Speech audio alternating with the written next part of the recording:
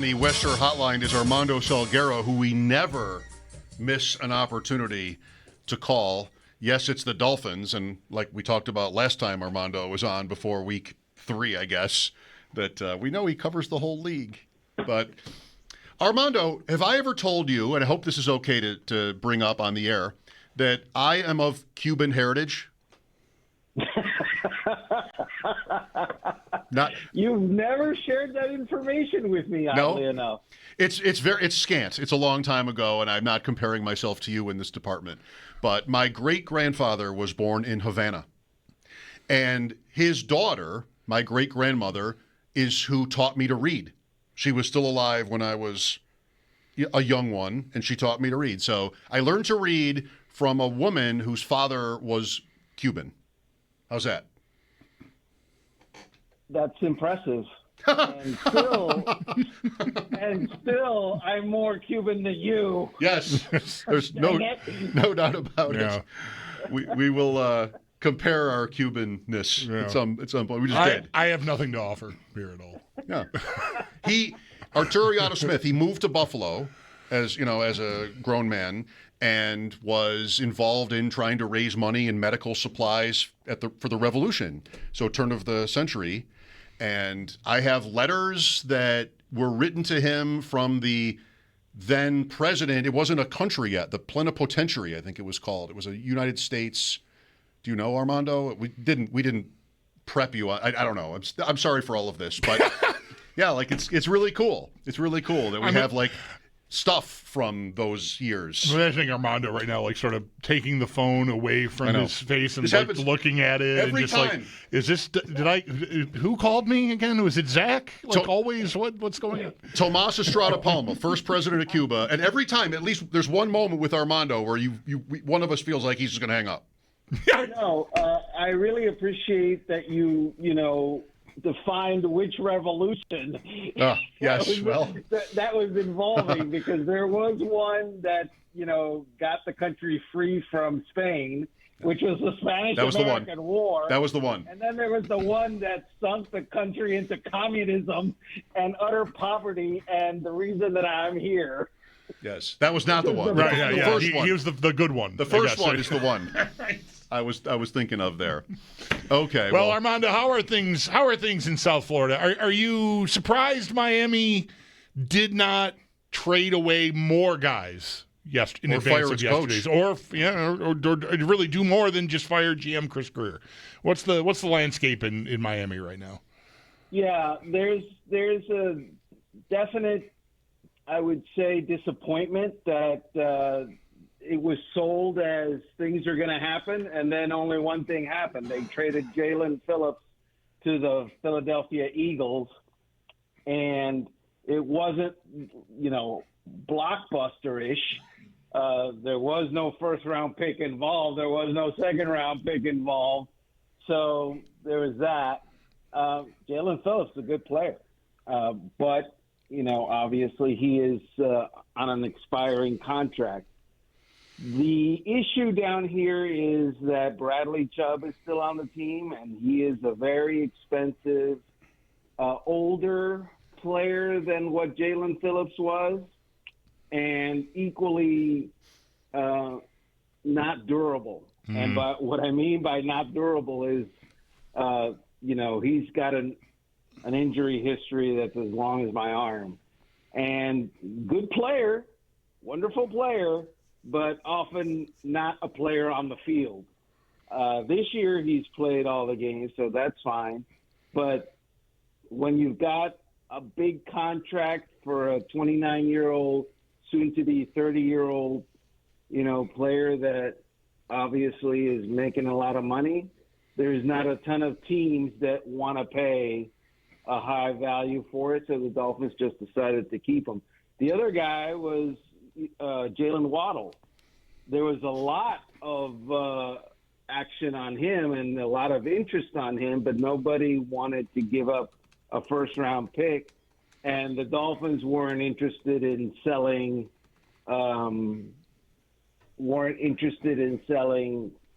For right, anything but that, right? Exactly. Yeah. And they weren't also interested in selling inside the division. Yeah, right. We there's just as we were introducing you, we had a clip that played.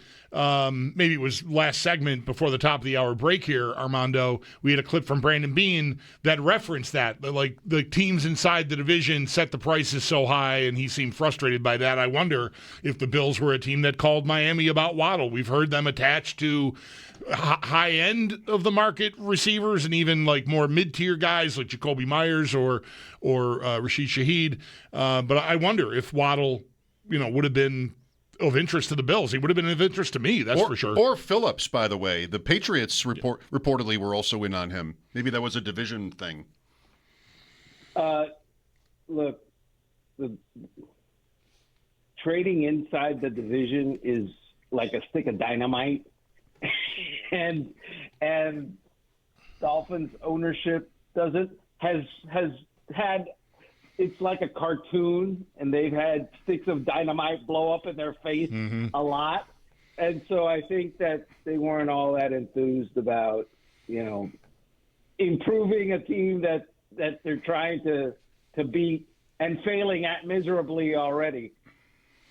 So was there my guess from the outside here, Armando, was when they fired Chris Grier, it was, we want someone objective to just sell off these parts, not someone who signed any of these guys to the contracts or drafted them or has emotional ties, any kind of relationship at all. Just sell things, stockpile assets, and let's go. And that one of two things happened. That was a terrible read of the situation from afar, or they just could not get the prices that they wanted. Which of those do you think is more likely? So two things. Number one, they were conducting a yard sale, not a fire sale. And the difference is, they wanted good value in return for their guys instead of, we'll sell you pennies on the dollar. Right. Or minor draft picks on the talent, so to speak. That's number one. Number two, the Dolphins have for a long time been, I don't want to say victims because they created their own situation by hiring the people that they hired. Look, there are ways to conduct business in the NFL, and the typical way is that people conduct business and leaders conduct business is by doing what they believe to be in the best interest of the football team. But there comes a time when some folks want to do what's in the best interest of them, themselves, and the agenda becomes, I don't want to get fired. And in the case of Chris Grier, for example, you had a general manager who needed to win, knew that he needed to win, and so therefore wasn't anxious to lose talent that would, help him to win. Hadn't helped him so far, but there's always tomorrow, right, and always the next game. So obviously he was asked for a plan to conducting a yard sale, and that wasn't a very good plan. Right. His plan was, I don't really want to get rid of a lot of guys. And so they brought in the interim, Champ Kelly, and it turns out that he only got rid of one guy. So even the firing kind of backfired. And the amazing thing is they were trying to get rid of talent at the same time that they were telling Coach Mike McDaniel, you're staying and we need you to win so that you can stay longer. So win with less, although you haven't won with more previously. It's a back-assward kind of situation in Miami, and so now you understand why the Dolphins are going to be drafting very high next offseason when April rolls around.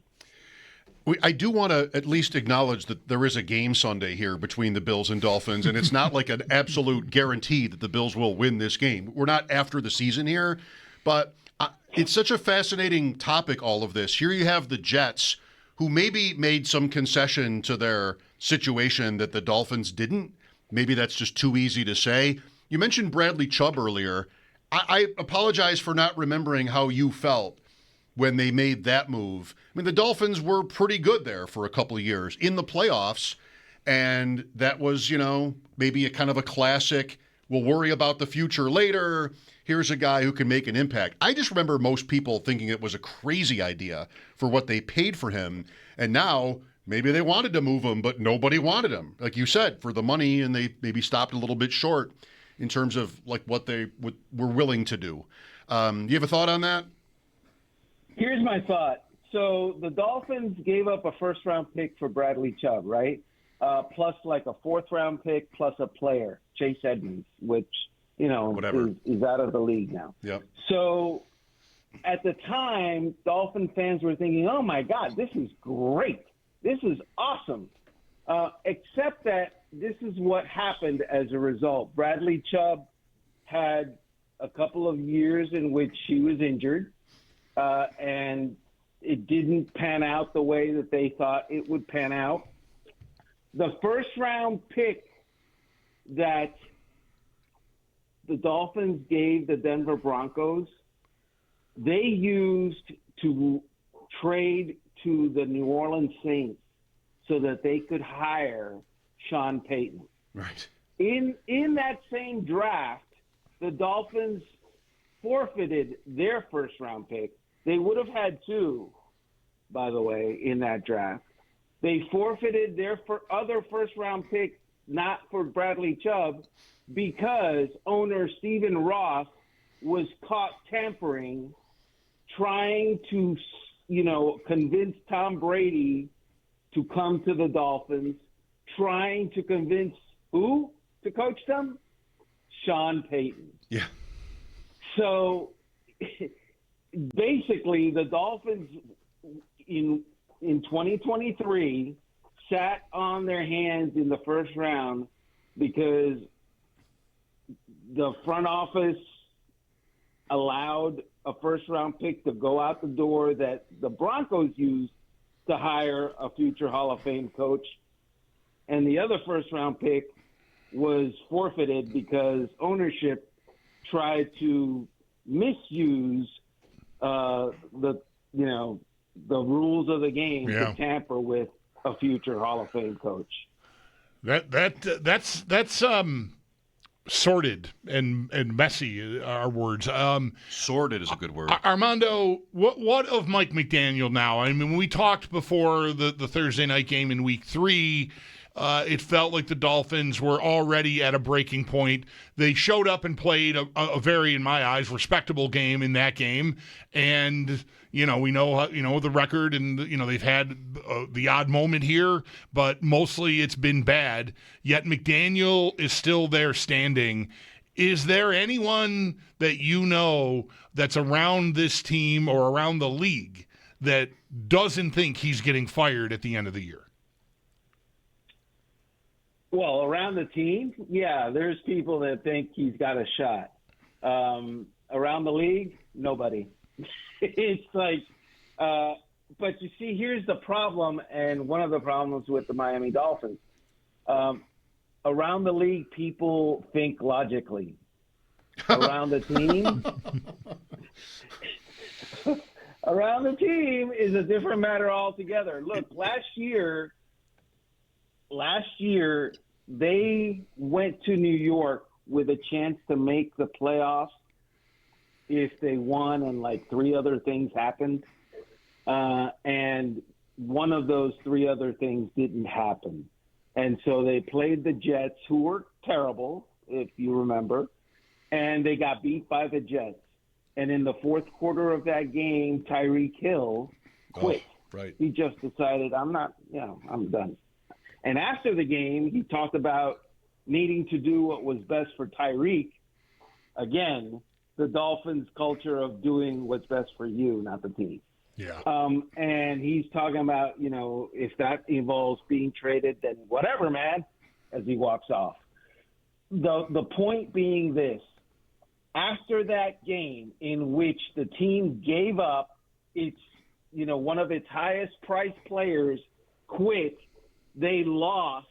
They didn't make the playoffs for the second year in a row. and it was an utter disappointment. Like 4 hours later, the owner says, "We're running it back. We're on the right course." It released that in a statement when most people around the league were expecting changes. You know, the firing of Chris Greer comes 10 seasons after he was hired. They never won a playoff game under Chris Greer's general managership.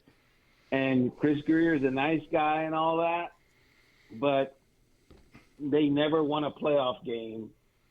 He was the general manager from 2016 to 2025, and they never won a playoff game with him as the general manager. Oh, by the way, they also fired a couple of coaches in that time, right? One of which he hired, and this one's on the chopping block, and yet, he stuck around. So that is a narrative of how the Dolphins. The New England Patriots, they dominated the AFC East for a bunch of years, 17, 18 years that they won it in a row or whatever. During that time, they had a lot of help. During that time, the Buffalo Bills were bad. During that time, the Miami Dolphins were, not as bad, but bad. And the New York Jets were a joke. Right now, what we've had until this year has been the New York Jets remain really bad. The Dolphins their theme song is,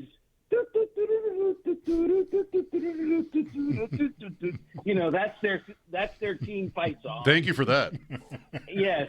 And the Patriots went into the Bill Belichick went suddenly senile phase, and then Tom Brady left, and Belichick couldn't win a game to save his life. Now they've recovered. But the point being, you need help to be dominant, at least in the AFC East, when you're going to run 5, 6, 7 years winning the division in a row. The Bills have had that help. The help may be over because Mike Vrabel knows what he's doing. But definitely, they continue to get that help from the Dolphins, and so far from the Jets. Armando, before you go, just a zooming out look at the AFC. The many times we've talked, mostly, at least for the last few years, the song has remained the same at the top of the conference, like the top tier. Now you've got Indianapolis, New England, Denver. I mean, are you sooner expecting Buffalo or Kansas City to make it through the AFC or someone else? Well, so can we agree there are no super teams this year, right? If the New England Patriots and the Indianapolis Colts have the best record with the Denver Broncos in the conference, raise your hand if you knew that was happening 9 games in, because I certainly did not. The Indianapolis Colts with Daniel Jones? Really? And God bless him. He's playing well, not this last Sunday, but he's playing well. Good for him. They are now committed basically to going for it because they just gave up 2 first-round picks for a cornerback. That means they're not going to be drafting a quarterback. So he's their guy. Right. That's the power. That's the epicenter of power. Drake May, suddenly really good, and he's going to be good, by the way. But suddenly, all of a sudden really good, and they're still going to be adding. And Bo Nix and the Broncos, they have a great defense. Who haven't I mentioned? I haven't mentioned the Kansas City Chiefs. The Bills are in – this is going to freak people out. They're in the second tier of that conversation right now. They might not be by the end of the year, but right now, and it looked really bad, just at the bye. Because when you're so-called starting over, or and you've lost 2 in a row, that didn't look so great. But it's weird, and I have no clue who's going to represent the AFC in the Super Bowl. And if you told me any of 5 teams to do it, I would say, okay, I could see that. All right, Armando. Well, it's always a pleasure. Any questions for us? We don't want to seem rude, not letting you ask us anything. Well, so who was the 3rd president of Cuba? Oh, No, never mind. I can't even tell you the second. You're breaking up. Yeah. Here I thought I was doing well with Tomas Estrada Palma, but guess what? I set myself up. That was amazing. That was like, that was stunning. We have written letters by him in our house. I won't tell you where, but somewhere in our house. That's amazing. God bless. Thank you, Armando. Always a pleasure. Anytime we get to talk. All right, guys. Be well. Bye-bye. Armando Salguero on the West Her Hotline. Legendary NFL